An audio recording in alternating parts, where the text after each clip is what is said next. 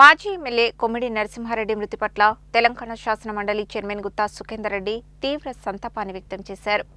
ఆయన ఆత్మకు శాంతి చేకూరాలని ప్రార్థిస్తూ కుటుంబ సభ్యులకు తన ప్రగాఢ సానుభూతిని తెలిపారు. భువనగిరి మాజీ ఎమ్మెల్యే కొమ్మిడి నరసింహారెడ్డి మృతి పట్ల తెలంగాణ శాసన మండలి చైర్మన్ గుత్తా సుఖేందర్ రెడ్డి తీవ్ర సంతాపం వ్యక్తం చేశారు. గోదావరి జలాల సాధన, మూసీ పరిరక్షణ ఉద్యమాలను నిర్వహించి నిత్యం ప్రజల పక్షాన నిలిచారని గుర్తు చేశారు. 1969 తొలిదశ తెలంగాణ ఉద్యమంలో చురుగ్గా పాల్గొన్న నరసింహారెడ్డి తుది శ్వాస వరకు నీతి నిజాయితీతో జీవించారని కొనియాడారు.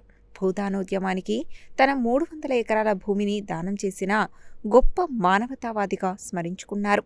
1978, 1983 సంవత్సరాల్లో 2 సార్లు భువనగిరి నుండి శాసనసభకు ప్రాతినిధ్యం వహించారని పేర్కొన్నారు. నిరాడంబర జీవితాన్ని గడుపుతూ అనునిత్యం ప్రజా సమస్యలపై పోరాడిన నరసింహారెడ్డి నేటి తరానికి ఆదర్శప్రాయుడని కొనియాడారు. ఆయన తనకు ఎంతో సన్నిహితంగా ఉండేవారని సుఖేందర్ రెడ్డి తెలిపారు.